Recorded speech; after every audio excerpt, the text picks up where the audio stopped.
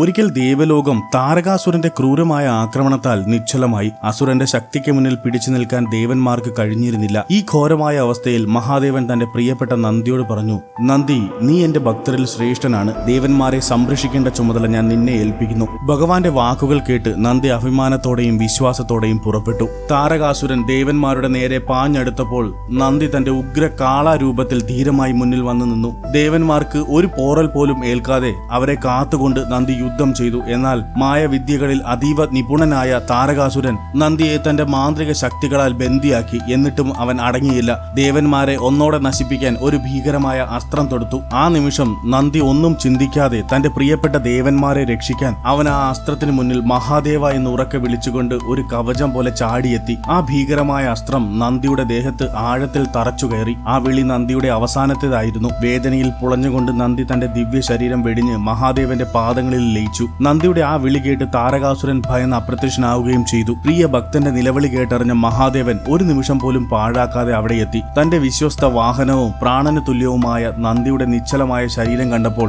ഭഗവാന്റെ ഹൃദയം നുറുങ്ങി. ക്രോധാഗ്നിയിൽ അദ്ദേഹത്തിന്റെ കണ്ണുകളിൽ നിന്ന് തീപ്പൊരികൾ പാറി. കൈലാസം പോലും വിറയ്ക്കുന്ന ഉഗ്രരൂപ ഗർജനത്തോടെ മഹാദേവൻ പറഞ്ഞു, താരകാസുര, നീ സ്വർഗലോകത്തിന്റെ അധിപനാകാൻ മോഹിക്കുന്നു. അതിനുവേണ്ടി നീ എന്റെ പ്രാണനായ നന്ദിയുടെ ജീവനെടുത്തു.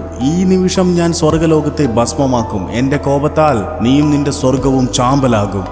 മഹാദേവന്റെ കോപം കണ്ട് ദേവന്മാർ ഭയന്നു. അവർ ഭഗവാന്റെ പാദങ്ങളിൽ വീണ് അപേക്ഷിച്ചു, പ്രഭോ, അങ്ങയുടെ കോപം ശാന്തമാകണമേ, ലോകം നശിക്കാതെ കാക്കണമേ. ദേവന്മാരുടെ അപേക്ഷ കേട്ട് മഹാദേവൻ തന്റെ ക്രോധം അടക്കി. അപ്പോൾ ഗുരു ശുക്രാചാര്യർ മഹാദേവനിൽ നിന്ന് ലഭിച്ച സഞ്ജീവിനി വിദ്യ ഉപയോഗിച്ച് നന്ദിക്ക് വീണ്ടും ജീവൻ നൽകി. നന്ദിയുടെ കണ്ണു തുറന്നപ്പോൾ മഹാദേവന്റെ മുഖത്ത് സ്നേഹവും സമാധാനവും നിറഞ്ഞു. തന്റെ ഭക്തൻ തിരികെ വന്നതിൽ ഭഗവാന് സന്തോഷമായി. ഈ കഥ നന്ദിയുടെ അചഞ്ചലമായ ഭക്തിയും സ്വാമിയോടുള്ള അവന്റെ സത്യസന്ധതയും ത്യാഗവും എടുത്തു കാണിക്കുന്നു. നന്ദി ജീവിതത്തിലേക്ക് തിരിച്ചു വന്നതിന് ശേഷം താരകാസുർ എവിടെ പോയി? ആരാണ് താരകാസുരനെ വധിച്ചത്? ആ കഥ നിങ്ങൾക്ക് കേൾക്കാൻ താല്പര്യമുണ്ടെങ്കിൽ കമന്റ് ബോക്സിൽ പറയൂ. ജയ് ഭോലേനാഥ്, ഹർ ഹർ മഹാദേവ്.